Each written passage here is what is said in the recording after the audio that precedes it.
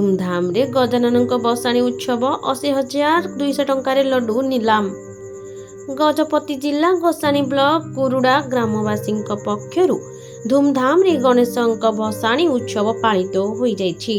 गजानन पूजा आरंभ दिन ठारू विसर्जन पर्यंत अति जाकजमकर सह रंग बेरंगर आलोकमाला भक्तिपूत भावे पूजार्चना होई आसुथला। एही पूजारे गजानन ठारे भोग लगी रखा जाइथिबा लड्डू 80,200 टंकारे नीलाम होइथिबार जଣା पड़िछि।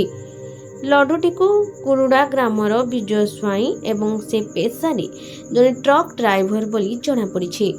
भसाणी उत्सव रे अत्यंत हर्ष उल्लास एवं भक्तिपूत भावे कुरुड़ा ग्रामर शताधिक पुरुष महिला माने जोगदे गजानन को विदाय देइथिले।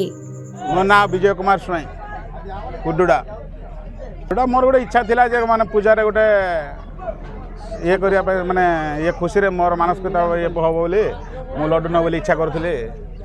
मु से हिसाब रे प्रतियोगिता रे माने शामिल लेकरी लड्डू पाइबार मु बहुत खुशी अछि।